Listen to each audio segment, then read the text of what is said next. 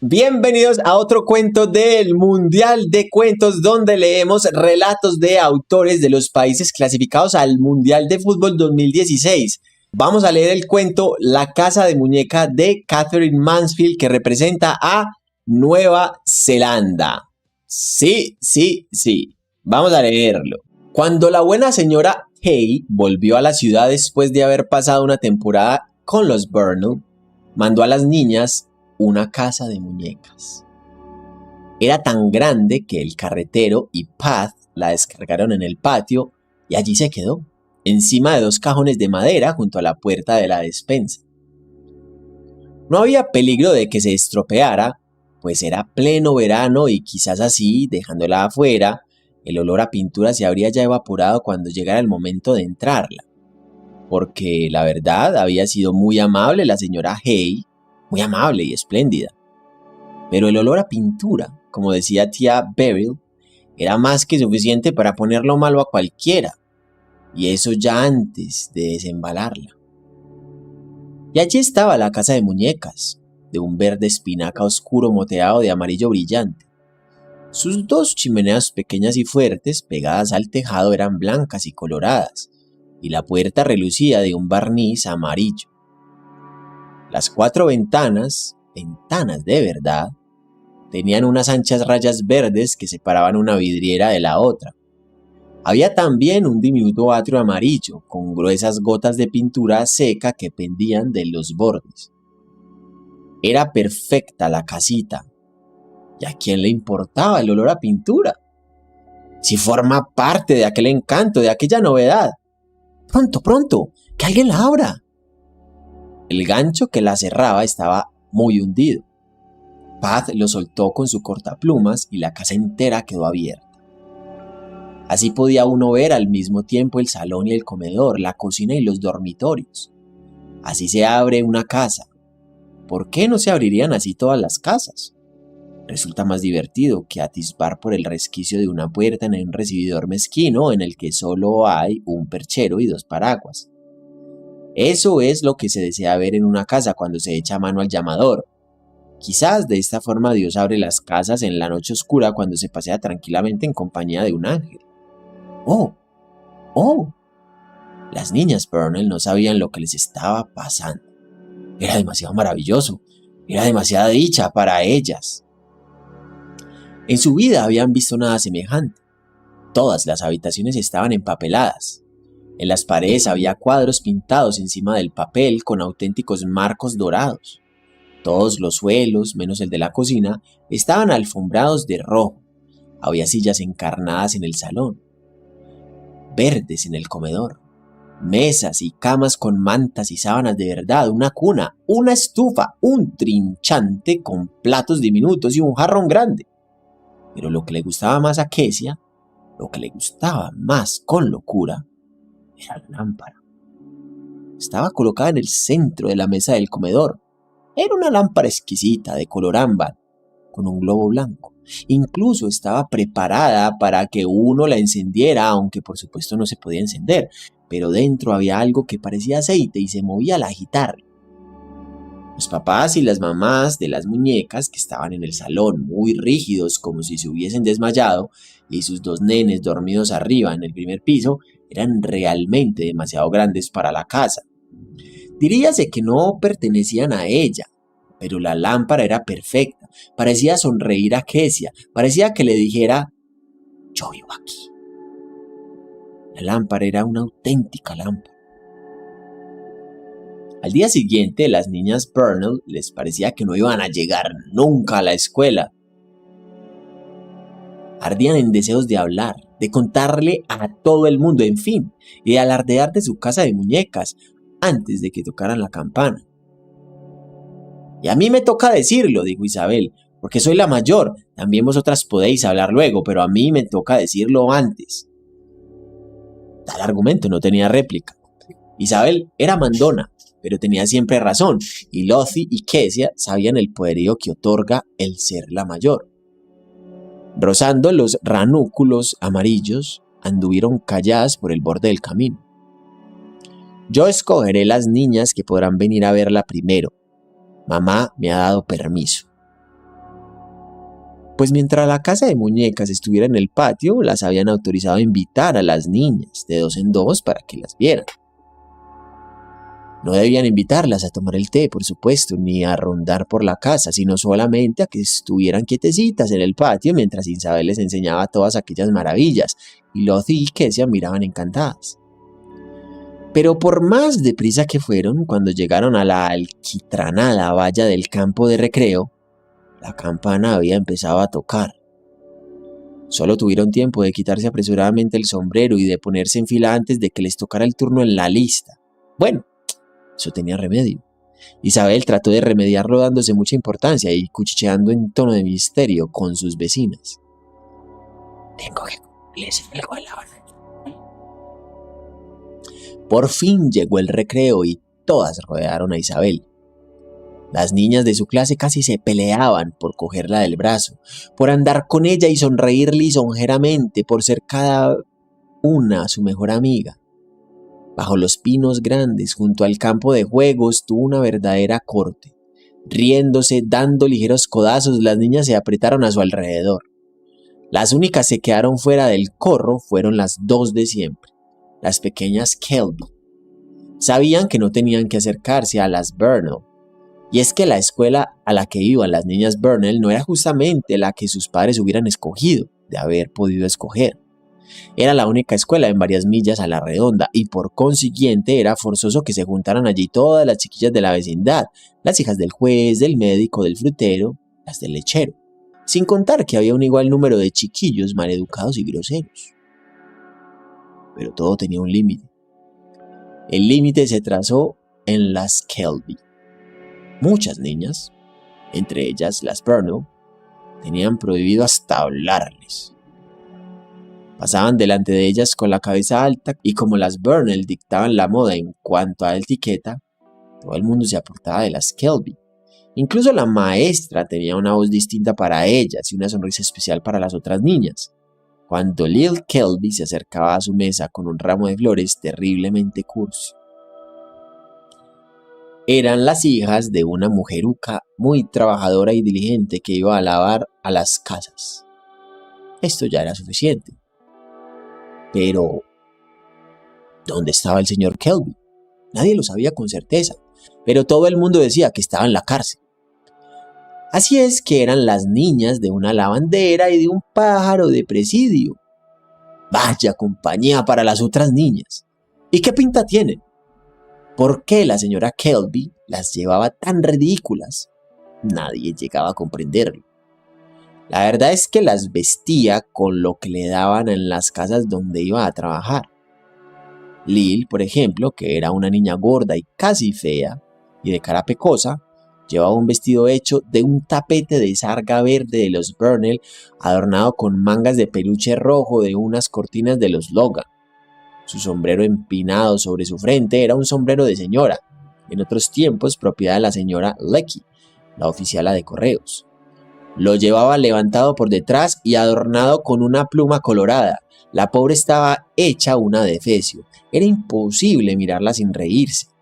Y su hermana, nuestra pequeña Els, llevaba un vestido blanco muy largo, parecido a un camisón y un par de botas de muchacha. Pero llevara lo que llevara, nuestra Els tenía un aire extraño. Era una niña huesuda y chiquita, con abundante cabellera y ojos solemnes y enormes, un pequeño mochuelo blanco. Jamás la habían visto reír. No hablaba casi nunca. Pasaba por la vida agarrada a la falda de Lil, retorciendo en su mano el pedazo de tela. A donde iba Lil, allí seguía nuestra Els. En el patio, en el camino al ir y venir de la escuela, allí estaba Lil marchando delante y nuestra Els detrás, cogida de su falda. Solo cuando quería algo o cuando se quedaba sin aliento, nuestra Els le daba a Lil un tirón, una pequeña sacudida, y Lil se paraba y se volvía. Las Kelby nunca dejaban de comprenderse. Ahora rondaban cerca de la valla. No se podía impedir que oyeran. Cuando las niñas se volvían y las miraban despectivamente, Lil, como de costumbre, contestaba con una sonrisa tonta y avergonzada, mientras que él solo miraba. Y la voz de Isabel, llena de orgullo, seguía contando. La alfombra causaba sensación, aunque también la causaban las camas con sábanas auténticas, verdaderas, y la estufa con su portezuela como la de un horno. Cuando terminó de contar, Kezia dijo de repente: «¿Te has olvidado de la lámpara, Isabel?» «Ah, sí», dijo Isabel, «y hay una lámpara chiquitita de vidrio amarillo con un globo blanco encima de la mesa del comedor. Es exactamente como una lámpara grande, no hay diferencia». «La lámpara es lo mejor de todo», añadió Kezia. Pensaba que Isabel no había sacado bastante partido de la lamparita, pero nadie le hacía caso. Isabel estaba escogiendo las dos niñas que iban a volver a casa con ellas para verla.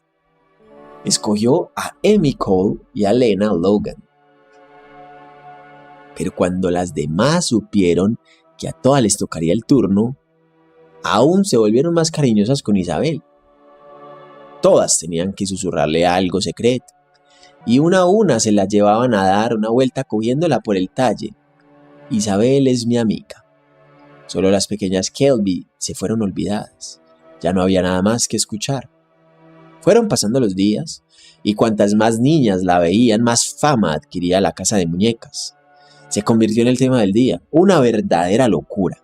Solo se oía una pregunta: «¿Has visto la casa de muñecas de los Burnham? Es una maravilla, ¿verdad? ¿No la has visto? Ah, qué lástima». E incluso a la hora del almuerzo se hablaba del asunto. Las niñas se sentaban bajo los pinos y allí comían sus recios emparedados de carne de cordero y las gruesas rebanadas de tarta embadurnadas de mantequilla, y siempre lo más juntas posible. Nuestra Elsa, agarrada a la falda de Lil, estaban sentadas las Kelby escuchando mientras mascaban sus emparedados de jamón envueltos en papel de periódico con grandes manchas coloradas. «Mamá», dijo Kezia, «¿puedo decirles a las Kelby que vengan, siquiera una sola vez?» «No, de ninguna manera, Kezia». «¿Pero por qué?» «Déjame en paz, sabes muy bien el por qué». Por fin, todo el mundo la había visto menos ellas. Aquel día el tema de actualidad flaqueaba un poco. Era la hora del almuerzo. Las niñas estaban sentadas juntas bajo los pinos y de pronto, mientras miraban a las Kelby que comían de su papel grasiento, siempre solas, siempre escuchándolo todo, les entró el deseo de mortificarlas. Amy Cole empezó a chillear. «Lil será una criada cuando sea mayor». «¡Oh, qué horrible!», dijo Isabel Burnham. Le hizo una mueca a Amy. Amy tragó un poco de saliva de un modo muy significativo e inclinó la cabeza hacia Isabel como lo había visto hacer a su madre en semejantes ocasiones. «Es verdad, es verdad, es verdad», dijo. Entonces los ojos de Lena Logan chispearon. «¿Quieres que se lo pregunte?», cuchicheó. «¿A que no te atreves?», dijo Jessie May. «¡Bah! Eso no me asusta», me contestó Lina, y de repente lanzó un chillido y se puso a hablar delante de las otras niñas. «Miradme, fijaos bien ahora», dijo Lina, y deslizándose, escurriéndose, arrastrando una pierna y tratando con la mano de ocultar su risita, Lina se acercó a las Kelby. Lil levantó los ojos y envolvió apresuradamente las sobras de su almuerzo. Nuestra Els paró de masticar. ¿Qué iba a ocurrir? «¿Es cierto que cuando seas mayor serás una criada?», le chilló Lina. Silencio mortal. Pero Lil contestó solamente con una de sus sonrisitas tontas y avergonzadas. Era evidente que la pregunta no había hecho ningún efecto. ¡Qué chasco para Lina! Las otras niñas empezaron a reír entre dientes. Lina no podía soportarlo, y con los brazos en jarras y echando el pecho hacia adelante, le silbó despectivamente: «¡Sí! ¡Tu padre está en la cárcel!». Haber dicho esto era algo tan extraordinario que todas las niñas se echaron a correr en tropel, profundamente excitadas, ebrias de insana alegría. Una de ellas encontró una cuerda y empezaron a saltar, y jamás habían sido tan atrevidas, ni habían saltado tan alto, ni corrido tan deprisa como aquella mañana. Por la tarde, Pat vino en la calesa a buscar a las niñas Burnham. En casa había visitas. Isabel y Lottie, a las que gustaba la sociedad, subieron a cambiarse los delantales. Pero Kezia se escurrió detrás de la casa. No había nadie. Empezó a columpiarse en el portal blanco del patio y mirando hacia la carretera vio 2 puntitos. Fueron creciendo. Iban hacia ella. Ahora distinguía que uno iba delante del otro, muy junto detrás. Ya podía ver que eran las Kelby. Kezia dejó de columpiarse. Se deslizó del portal como si fuera a salir corriendo. Luego quedó indecisa. Las Kelby se acercaban y a su lado andaban sus sombras muy largas atravesando el camino con las cabezas en los ranúnculos del borde. Kezia se volvió a encaramar en el portal. Ya había decidido lo que iba a hacer. Se balanceó hacia adelante. ¡Hola!, dijo a las Kelby mientras pasaban. Ellas quedaron tan sorprendidas que se pararon. Le echó mano de su sonrisa tonta. Nuestra Els la miró con los ojos muy abiertos.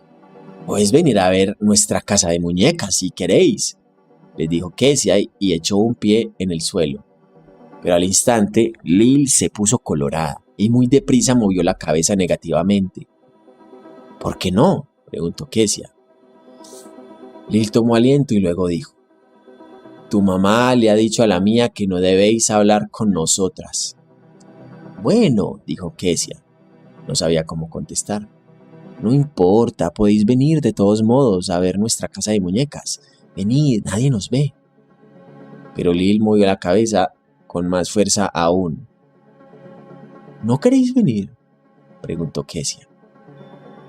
De repente hubo un tirón, una pequeña sacudida en la falda de Lil, y ella se volvió.